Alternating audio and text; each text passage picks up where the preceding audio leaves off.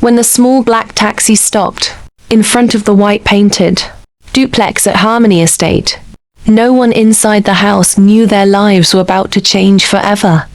The girl who stepped out couldn't have been more than 20. She had a slim frame, sun-kissed skin, and eyes that carried both innocence and experience. The kind of eyes that had seen struggle but refused to break. Her name was Anita. She clutched a faded gonna-must-go bag and looked at the gate. The security guard barely glanced at her before asking, "Who you dey find?" "I be the new house help. Madam say make I come today." After a short phone call, the gate opened. Anita walked into the spacious compound, her slippers squeaking against the tiled floor. The house gleamed, a clear reflection of wealth and comfort. But she could already sense something else. An emptiness, like a wound covered with makeup. Madame Amaka came out first. Elegant, confident, with a firm voice that could silence anyone. "You're Anita, right? The woman who brought you from the agency said you're hardworking." "I hope that's true." "Yes, Ma," Anita answered, bowing slightly. Amaka gave her a sharp look before leading her to the boys' quarters. "Your work starts immediately. I don't like lazy people. My children go to school by 7. Breakfast must be ready by 6. I hate excuses." Anita nodded quietly. She had worked in other houses before. Some kind, some cruel, but something about this place felt different. She couldn't explain it, but there was tension in the air. Later that evening, as she swept the living room, she overheard a heated argument from the master bedroom upstairs. The husband, Mr. Chaik, was shouting, "You think I don't know what you're doing behind my back?" Amaka's voice came, cold and defensive. "Chaik, don't start again. I'm tired of this marriage drama." Anita froze. She didn't mean to eavesdrop, but their voices were loud. Moments later, Amaka stormed out, her perfume filling the hallway. She stopped when she saw Anita. "Did you hear anything?" she asked sharply. "No, Ma," Anita lied. That night, while everyone slept, Anita sat on her bed and stared at the ceiling fan spinning slowly. She thought about her own mother, how she died suddenly after taking a job in another city. They said it was malaria, but Anita always suspected something else. Her thoughts were interrupted by a faint sound, like someone sneaking around the kitchen. She tiptoed out, careful not to make a noise. What she saw made her blood run cold. A shadow moved past the window. A man, dressed in black. He slipped something through the kitchen window and disappeared into the darkness. Anita waited, heart pounding, then approached the window. A small plastic sachet lay on the floor, something written on it in fine letters. "Rat poison. Keep away from food." Her hands trembled. Who was the man? And why was he trying to poison something in the kitchen? Anita barely slept that night. Every creak of the ceiling, every whisper of the wind made her heart race. She hid the sachet under her pillow and waited until dawn. By 5 a.m., she was already in the kitchen, pretending to wash plates, but her eyes were fixed on every corner. The sink, the cupboard, even the food containers. Everything looked normal, but she couldn't shake off the image of that dark figure. At 5:30, Madame Amaka came down, fully dressed for work. "Anita, hurry up! The children will be late." She barked, not even glancing at her. Anita nodded, quietly setting the table. As she opened the pot of stew to warm it, her breath caught. Something smelled. Strange. Bitter. Sharp. Not like the stew she tasted yesterday. She quickly remembered the sachet. Could it be? Her hands shook as she turned off the gas. She didn't know what to do. If she accused anyone without proof, she could lose her job. But if she stayed silent, someone might die. She made up her mind. When the children, Chimdi and Adawa came down. Rubbing sleep from their eyes, Anita greeted them warmly. Good morning, my darlings. Today you'll eat bread and tea instead of stew, okay? But I want rice. Adawa whined. Not today, Anita smiled softly. Bread is better today. She quickly packed the rice away and poured it down the sink. Then she wiped the pot clean and hid it in the cupboard. Madam Amaka walked in and frowned. Where's the rice? Ma, I mistakenly poured salt inside. I didn't want the children to eat it, Anita lied. Amaka sighed impatiently. Next time, be careful. Food is expensive. After everyone left for work and school, Anita locked herself inside her room and brought out the sachet.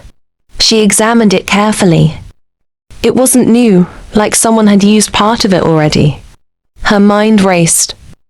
Who would try to poison food in this house? A stranger? A house staff?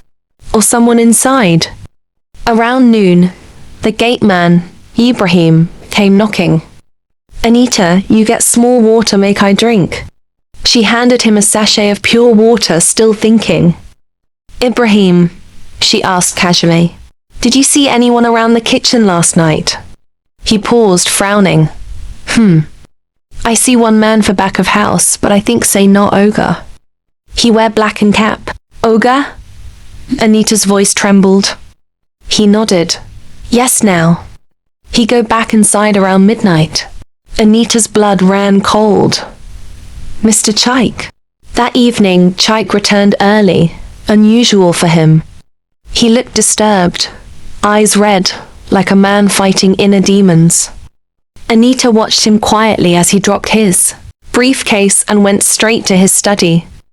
Later that night, when everyone had gone to bed, she gathered courage and placed, with a short note, the sachet of poison on the dining table. Someone tried to use this in your kitchen last night. Please be careful. Then she slipped back into her room, praying silently that she hadn't made a terrible mistake. But by morning, the note and the sachet were gone, and everyone in the house acted like nothing had happened. By sunrise, Anita felt uneasy. She had placed the poison and the note where anyone could see it, yet no one mentioned it. Not Madame Amaka, not the children, not even Mr. Chaik. At breakfast, the tension in the air was almost visible. Amaka's face looked pale but guarded. Chaik sat opposite her, sipping tea slowly, his eyes fixed on his phone. Anita, Amaka said suddenly, did you sweep the compound? Yes, Ma. Good. She paused for a second, then added softly, and if you ever see anything strange again, tell me directly. Don't put notes on my dining table. Anita's spoon froze midway. How did you know it was me, Ma? Amaka looked at her sharply. Who else would do it? Ibrahim can't spell, and my kids don't sneak around writing mysterious notes. Neither of them spoke.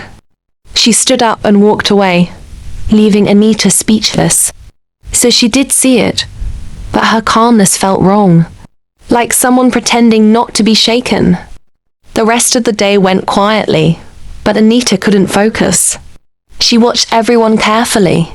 She noticed how Chaik avoided eye contact with his wife, how Amaka locked her room before leaving for work, how the children whispered about Mummy crying last night. Something was deeply wrong with this family. That evening, a visitor came, a well-dressed man with a gold wristwatch and confident smile. He hugged Amaka at the gate. Anita watched from the window, frowning. The man's hand lingered around Amaka's waist longer than friendly. She could hear fragments of their voices, laughter, soft whispers, before they entered the living room. Minutes later, Chaik came home. The sound of his car horn sliced the air like thunder. Amaka's laughter died instantly. The man she was with shifted nervously. Your husband's back? She nodded, panic flashing in her eyes. Go through the back door, quick. Anita stood frozen behind the kitchen curtain, watching everything. The strange man sneaked out through the backyard, The same route where she had seen the poison sachet thrown in days ago. Her heart pounded. Could this be connected? Chaik stormed in seconds later. Where is he? He barked. Amaka pretended to be calm. Who? Don't play dumb with me, Amaka. I saw his car outside. That same man that's been following you. The argument grew louder. Words flew like knives. Betrayal, mistrust, secrets. Anita could feel the pain in Chaik's voice. It wasn't just anger. It was heartbreak. Then, in the middle of the shouting, Amaka snapped. You think you're innocent? You tried to kill me first. The silence that followed was heavy. Anita gasped quietly, covering her mouth. Chaik's voice dropped to a whisper. So, you know? Yes, Amaka said coldly. I found the poison before you could use it. You want to end me, right? For finding love outside your miserable life. Anita's knees weakened. So he was the one she saw that night. But then, who was the man in black? Something didn't add up. Before Anita could think further, she heard a faint cough. A child's cough. From upstairs. Chimdi. She rushed up and found the little boy sweating profusely, clutching his stomach. Vomit stained his bedsheet. His eyes rolled weakly. Jesus! She screamed. Madam, Ogre, come quick! The couple ran up. One look at the boy and Amaka collapsed to her knees. Anita's mind spun. The poison. The food. The argument. Someone had tried to kill the parents, but instead, it was the child who ate from the wrong plate. Screams filled the house. Chindi's small body lay limp on the living room floor. Jesus, my child. My child, oh. Amaka wailed, clutching her son. Anita, start the car. Chaik barked. We're taking him to the hospital now. Anita didn't even think twice. Horn blaring, headlights flashing. Within minutes, they were speeding through the Lagos traffic. Inside the car, Amaka was praying loudly, tears soaking her face. God, please, don't let my enemies laugh at me. Chimdi, please wake up. Chaik's hands gripped the steering wheel tightly, his knuckles white. Anita sat at the back, holding Chimdi's head in her lap, whispering, You'll be fine, my dear. You'll be fine. At the hospital, nurses rushed them in. Within minutes, the boy was on a drip. The doctor, a calm middle-aged man, came out later with a grave expression. He's stable for now, he said quietly. But he was poisoned. Not a large amount, but enough to have killed him if you came any later. Amaka let out a cry that echoed through the hall. Chaik just stood there, eyes wide, mouth open. Poison? He repeated weakly. Anita's heart pounded. The word confirmed her fears. The doctor looked at them. Do you have enemies? Because this wasn't an accident. Someone tried to poison your child's food. The silence that followed was deafening. Amaka turned sharply to her husband. I told you someone in this house is after us. Chaik frowned. Don't start, Amaka. No, you think I'm stupid. Maybe it's that house help you brought here without my approval. Anita's breath caught. Me? Madam, I'll never. Shut up. Amaka snapped, pointing a trembling finger at her. Since you came, strange things have been happening. You brought poison into my house. Chaik intervened. Amaka, calm down. She's the one who saved the boy, remember? She found the poison before, but Amaka was beyond reasoning. That could be part of her plan. Pretend to save him so we don't suspect her. The doctor raised a hand. Please, not here. Your son needs peace, not shouting. They left the hospital quietly, each lost in thought. The house that night was heavy with tension. Amaka avoided everyone, locking herself in her room. Anita sat in her small quarters, tears rolling down her face. She wanted to leave, but something in her heart wouldn't let her. The image of little Chimdi's face wouldn't go away. Just before midnight, as she lay in bed, she heard footsteps outside again. Soft, deliberate. She peered through her window. A shadow moved toward the back of the house. Fear gripped her, but curiosity was stronger. She slipped on her slippers and followed quietly. The figure stopped near the kitchen window, the same spot as before. Anita hid behind a wall, watching closely. The person turned slightly under the moonlight, and her eyes widened. It wasn't Mr. Chaik. It wasn't a stranger. It was Ibrahim, the gate man. And in his hand, he held a small plastic bag, the same kind she had seen before. Anita's breath hitched as she crouched behind the wall, watching Ibrahim crouch near the kitchen window. His movements were slow and careful, like someone who had done this before. The same kind that once carried poison. Her pulse thudded in her ears. Ibrahim looked around, then stuffed the small sachet through the window crack and walked off silently toward the gate. His footsteps faded into the night. Anita waited until he disappeared before running to the kitchen. Her heart was racing. So it was Ibrahim all along. But why? She flicked on the light and found the sachet lying on the floor. But this time, it wasn't rat poison. It was an envelope. She hesitated, then tore it open. Inside was a folded piece of paper with a short message, scrawled in rough handwriting. Tomorrow night, 11 p.m., make sure the job is finished. She must not survive. Anita's hands trembled. That meant Madame Amaka. She quickly hid the paper in her pocket and tiptoed back to her room, trying to process what she'd just seen. By morning, Ibrahim was his usual cheerful self, sweeping the compound and whistling as though nothing had happened. He even smiled at her. Anita, good morning. How the pickin' day now? Better, thank God, she replied, forcing a smile. Inside, she was shaking. Throughout the day, she tried to act normal while keeping an eye on him.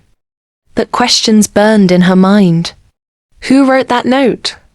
Who was Ibrahim working for? And why would anyone want to kill Madame Amaka? That afternoon, as Amaka sat in the living room making calls, Anita decided to tell her the truth. Madam, I saw something last night, she began nervously. It's about Ibrahim. Amaka looked up, irritated. What about him? I think someone wants to harm you. He dropped something through the kitchen window again. I checked, it was a note. Amaka frowned deeply. Show me. Anita handed her the folded paper. Amaka read it slowly, then froze. Her lips parted and she whispered, No. It can't be. Madam, what is it? Anita asked. Amaka looked shaken. This handwriting. I recognize it. It's my brother Collins. Anita blinked. Your brother? Yes. He's been asking me for money. I refused last week. He threatened to make me regret it. But I didn't take him seriously. She slumped onto the chair, breathing heavily. Oh my God. He's using Ibrahim to do his dirty work. Just then, the front door opened. Chaik walked in, looking exhausted. She didn't trust anyone yet, not even the husband. Before Amaka could answer, Anita quickly hid the letter. She didn't trust anyone yet, not even the husband. Later that night, she waited in her room until the compound went quiet. Then she crept out again, hiding near the gate. 11 p.m. Right on time, a black motorcycle pulled up outside. The rider, tall, wearing a cap, handed Ibrahim a small brown bag and whispered something. Anita's heart stopped when she heard the words clearly this time. Make sure she drinks it tomorrow morning. The husband will send the balance after it's done. The husband, the man she thought was innocent, was the one plotting to kill his wife. Anita nearly screamed. It wasn't Collins. It was Mr. Chaik. And now, she was the only one who knew. Anita didn't sleep that night. The truth weighed on her chest like a stone. Mr. Chaik, the calm, soft-spoken man she thought was just broken by betrayal, was planning to murder his own wife. She replayed the scene in her mind again and again. Ibrahim receiving the brown bag, the whispered words, "The husband will send the balance." By morning, she already had a plan. If she told Amaka immediately, Chaik could deny everything. If she confronted Ibrahim, he could warn his boss. The only way to save everyone and expose the truth was to catch them red-handed. That morning, as she served breakfast, Chaik seemed oddly cheerful. "Anita," he said casually, "make sure Madame drinks her pap before she leaves for work." "Yes, sir," she said softly, her voice steady though her hands trembled. Amaka came down moments later, already dressed for the office. "Just pap and a kara today," she said tiredly. "Yes, ma," Anita replied, setting the tray on the table. Her eyes darted toward the flask on the counter, the one Ibrahim had placed there earlier that morning. He said it was fresh milk from the market, a gift for Madam. Anita knew what was inside. She waited until no one was looking, then quietly switched the contents, pouring the poisoned milk into another bowl and replacing it with plain milk from the fridge. Then she stepped back, heart hammering. Amaka took a sip of the pap, swallowed and nodded. Good. You're learning." At that moment, Chaik walked in, pretending to check his phone. His eyes flicked briefly to the cup, then to his wife. For a second, Anita saw something, a flash of satisfaction. But when Amaka didn't show any reaction, his expression shifted. Confusion, fear. A minute later, he excused himself to the study. Anita followed quietly, peeking through the half-open door.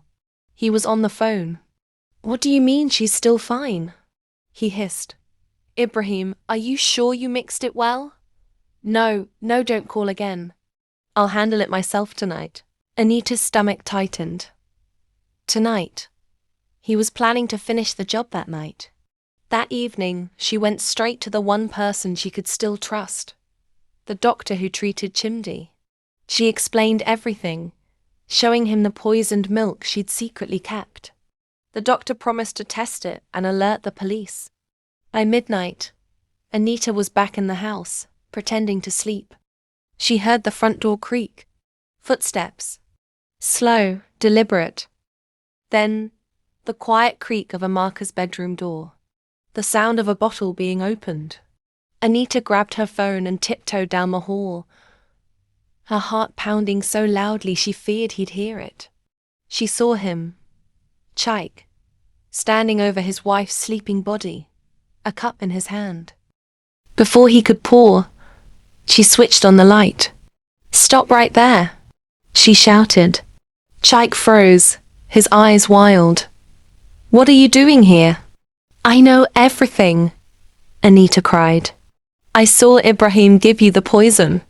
I heard the call." For a moment, silence hung between them, thick, dangerous. Then, with a low growl, Chaik lunged toward her.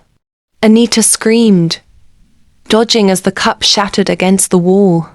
The liquid splashed, sizzling as it touched the polished tiles, proof of its deadly contents. The noise woke Amaka, who sat up in horror. "Chaik, what's going on?" Before he could answer, police sirens wailed outside. The door burst open. 2 officers rushed in, followed by the doctor. "There he is," the doctor shouted. "He tried to poison his wife." Chaik's face went pale. "You set me up," he whispered, glaring at Anita. "No, sir," she said, tears streaming down her face. You set yourself up. The living room was chaos.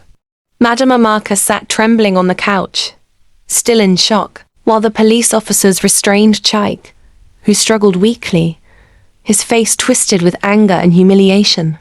I didn't mean to kill her, he shouted. You don't understand. She destroyed everything. Take him away, one of the officers ordered. As they dragged him toward the door, Amaka finally found her voice. Chaik, why? She cried. After all we built, after all we went through, why would you do this to me?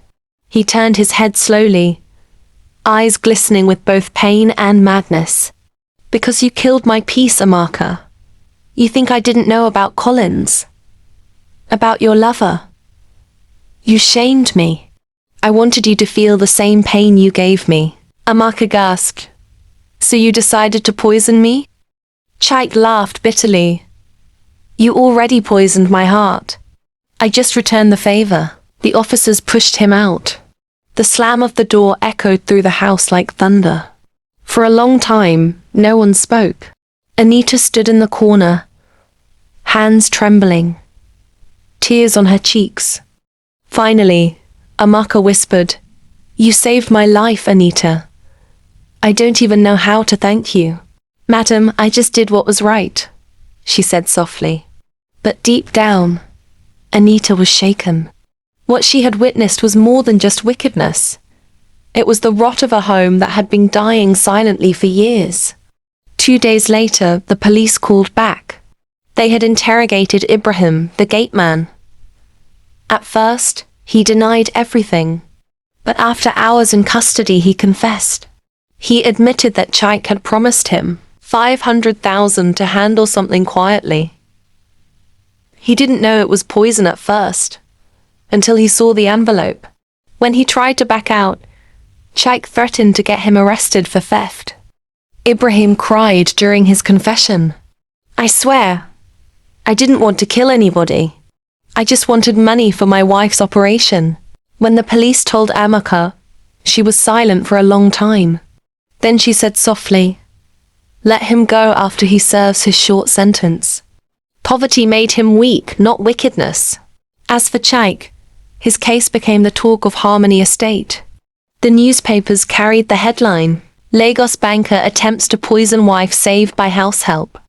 Amaka avoided reporters, quietly pulling her children out of school for a while. She moved to her sister's house in Enugu to heal. But before she left, she called Anita into her room.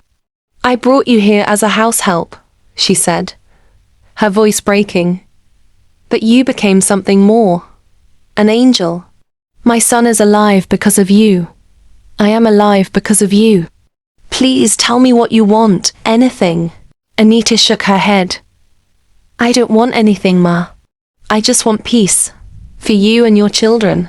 Amaka smiled weakly. Then at least promise me something. Never stop being the kind of woman who stands for what's right.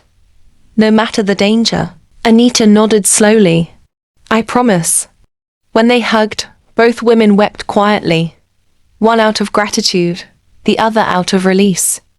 That evening, as Amaka's car drove away, Anita stood by the gate, the sunset painting her face in gold. For the first time in years, she felt free. But deep inside, a new question stirred. Who really killed her mother years ago? And could it be connected to the agency that sent her here? She didn't know it yet, but her journey was far from over. 2 months later, the quiet of Enugu felt like heaven compared to the noise of Lagos. Birds sang freely every morning, and the hills glowed orange under the sunrise. Anita had settled into a calmer rhythm, helping with the children, tending the small garden, and spending evenings watching the sunset from the balcony. Life finally felt peaceful. But she hadn't forgotten the question that kept echoing in her heart. Who really killed my mother? One evening, while she was hanging clothes outside, Madame Amaka's sister, Auntie Rose, walked over holding a brown envelope. Anita, I think you should see this. It came in the mail today. From Lagos. Anita opened it slowly. Inside was a letter stamped by the police headquarters. Her hands trembled as she read. Following recent investigations, we discovered that the same domestic agency that employed you, Home Care Services, was involved in multiple illegal activities, including human trafficking and cover-up deaths of domestic workers. One of their past victims, identified as Mrs. Eno Akpan, died under suspicious circumstances.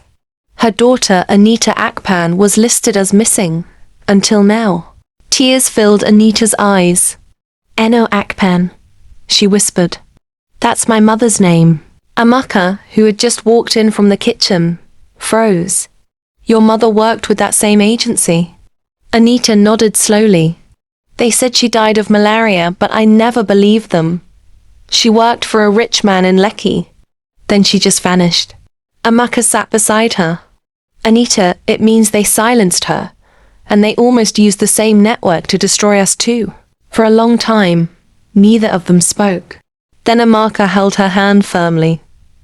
Your mother didn't die in vain. She gave birth to a fighter, and you've saved lives because of her courage. Anita looked up, her eyes shining with both pain and pride. Maybe God brought me into your home not just to save you, but to find the truth about her.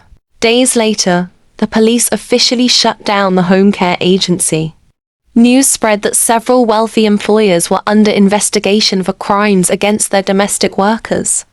Anita was offered a scholarship by a women's empowerment group after hearing her story on the radio. We want you to study criminology, the letter read, so you can help fight injustice for others like you. Amaka smiled proudly when she read it. See, Anita? You were never meant to remain a house help. You were meant to become a voice. The night before Anita left for school, she stood outside under the starlit sky, whispering a quiet prayer. Mama, they didn't silence you.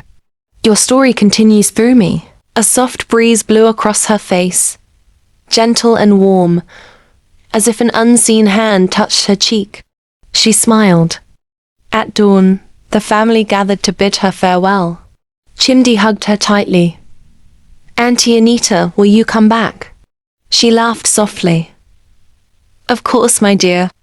I'll always come back. As the bus rolled away, she looked through the window one last time, at the people she had once served, but now called family.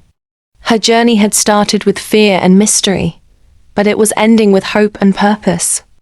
She wasn't just the house help who saved the family. She was the girl who turned pain into power and found freedom through courage.